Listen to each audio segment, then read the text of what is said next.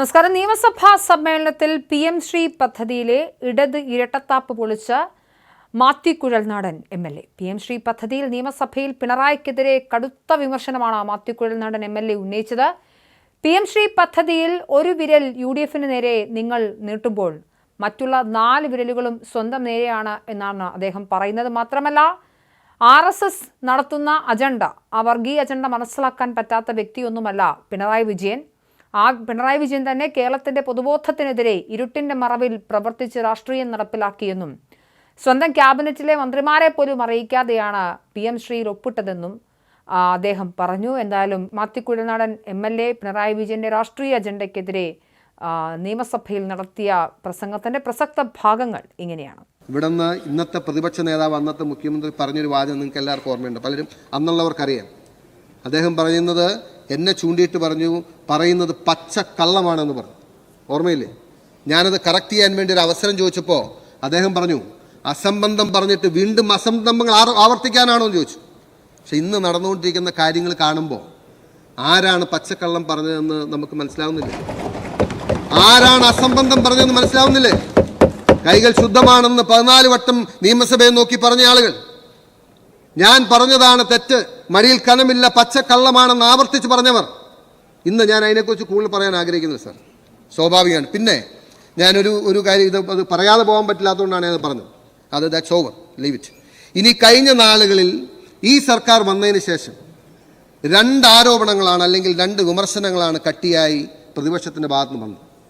അതെന്നെ അത്ഭുതപ്പെടുത്തിയൊരു കാര്യം, അതിനൊന്ന് ലീഡ് ചെയ്തത് ബഹുമാനായ മുഖ്യമന്ത്രി അല്ലെങ്കിൽ മുൻ മുഖ്യമന്ത്രിയും പ്രതിപക്ഷ നേതാവായ പിണറായി വിജയനാണ്. ഞാൻ പറഞ്ഞത് വളരെ ലളിതമായി പറയുകയാണ്, PM ശ്രീ പദ്ധതി UDFൻ്റെ നിലപാടിനെ വിമർശിച്ചുകൊണ്ട് വരികയാണ്, അതിനെതിരെ സമരം ചെയ്യുമെന്ന് പറയാം. ഞാൻ നിങ്ങൾ എങ്ങനെയാണ് കേരളത്തിലെ ജനങ്ങളോട് നിങ്ങൾക്ക് ഈ വിഷയം പറയാൻ കഴിയുക? എങ്ങനെയാണ് നിങ്ങൾക്ക് പറയാൻ കഴിയുക? കാരണം നമുക്കറിയാം, RSSൻ്റെ പ്രഖ്യാപിതമായ അജണ്ടയാണ് ഈ രാജ്യത്തെ ഒരു മതരാഷ്ട്രമാക്കി മാറ്റണമെന്നുണ്ടെങ്കിൽ അടിസ്ഥാനപരമായി ക്യാച്ച് ദം യങ് പറഞ്ഞ മാതിരി മനസ്സുറയ്ക്കുന്നതിന് മുമ്പ്, മസ്തിഷ്കം ഉറയ്ക്കുന്നതിന് മുമ്പ് കുട്ടികളിലേക്ക് മതചിന്ത കടത്തിവിട്ട് അവരെ നമുക്ക് ഒരു കാലത്തും തിരിച്ചു കൊണ്ടുവരാൻ കഴിയാത്ത രീതിയിലേക്ക് ഈ രാജ്യത്തെ മാറ്റാൻ ആഗ്രഹിക്കുന്ന RSSൻ്റെ പെറ്റ് പ്രോജക്റ്റ് ആയിരുന്നു സർ PM ശ്രീ എന്ന് പറയുന്നത്. നിങ്ങളിരുന്ന ക്യാബിനറ്റിൽ വന്നപ്പോൾ നിങ്ങളുടെ സഹപ്രവർത്തകർ തന്നെ നിങ്ങളോട് ചൂണ്ടിക്കാണിച്ചതല്ലേ, ഇത് ചെയ്യരുത്, ഇതരുത്, ഇത് അപകടമാണ്, ഇത് അബദ്ധമാണ്, അല്ലെങ്കിൽ ഇത് ഈ സംസ്ഥാനത്തിന്റെ മതേതര സ്വഭാവം തകർക്കുമെന്ന് പറഞ്ഞു. 1 വട്ടം മാറ്റിവെച്ചു, 2 വട്ടം മാറ്റിവെച്ചു, 3ാമത്തെ വട്ടം മാറ്റിവെച്ചു. കേക്ക്, wait, relax, I will yield ചെയ്യാൻ കുഴപ്പമില്ല.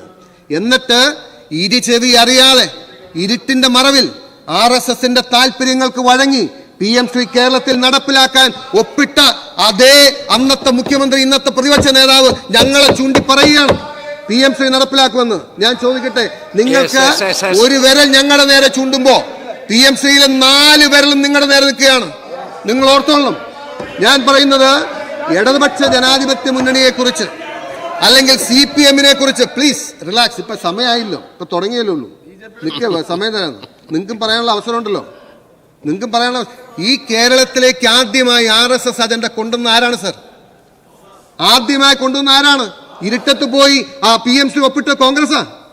ഇരുട്ടത്ത് പോയി ആരും അറിയാതെ, ഇവിടെ ഇരിക്കുന്ന കൂടെ ഇരിക്കുന്ന മന്ത്രിമാരറിയാതെ, മന്ത്രിസഭ അറിയാതെ ആരാണ്?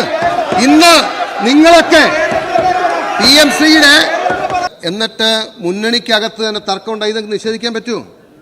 എന്നിട്ട് PM ശ്രീ പദ്ധതിയെക്കുറിച്ച് ഇപ്പം ഞങ്ങളെ വിമർശിക്കുകയാണ്. എന്നെ അത്ഭുതപ്പെടുത്തിയ ഒരു കാര്യം, ഇത്രയും കാലം ദീർഘകാലം രാഷ്ട്രീയ പ്രവർത്തനം നടത്തി മതേതര പക്ഷത്ത് നിൽക്കുന്നു എന്ന് പറയുന്ന പിണറായി വിജയൻ, അദ്ദേഹത്തിന് ഇതിന്റെ അപകടം അറിയില്ലാഞ്ഞിട്ടാണോ? അദ്ദേഹത്തിന് ഇതിന്റെ ആഴം അറിയില്ലാഞ്ഞിട്ടാണോ? അദ്ദേഹത്തിന് PM ശ്രീ എന്ന പദ്ധതി കൊണ്ട് ഈ നാടിനുണ്ടാകാൻ പോകുന്ന തകർച്ച അറിയില്ലാഞ്ഞിട്ടാണോ? എന്നിട്ട് അതുകൊണ്ട് കേരളത്തിന്റെ പൊതുബോധത്തിനെതിരെ ഇരുട്ടിന്റെ മറവിൽ രാഷ്ട്രീയം കൊണ്ടുവന്നത് പിണറായി വിജയനും LDF ആണെന്ന് നിങ്ങൾ വിസ്മരിക്കരുത്. എന്നിട്ട് അതിന്റെ പേരിൽ ഞങ്ങൾക്ക് നേരെ വിരൽ ചൂണ്ടാൻ നിൽക്കുന്നു. രണ്ടാമതൊരു കാര്യം, കഴിഞ്ഞ ദിവസം ഞാൻ ബഹുമാന്യനായ പഴയ നമ്മുടെ എക്സൈസ് മന്ത്രിയുടെ ഒരു ഭയങ്കര ആരോപണം അദ്ദേഹം കൊണ്ടുവന്ന് ഞാൻ കേട്ടു. അദ്ദേഹം പറഞ്ഞു, ഇത് ഇങ്ങനെ വീര്യം കുറഞ്ഞ മദ്യം കൊണ്ടുവരാനുള്ള ടാക്സ് അവസാനിപ്പിക്കും. ഈ സെഷനിൽ ഒരു മേഡൻ സ്പീച്ചാണല്ലോ, അപ്പോൾ സ്വാഭാവികമായിട്ടും. അപ്പോൾ അദ്ദേഹം പറയാണ് അതിൻ്റെ അകത്ത് അഴിമതി ഉണ്ടെന്നാണ് പറഞ്ഞത്.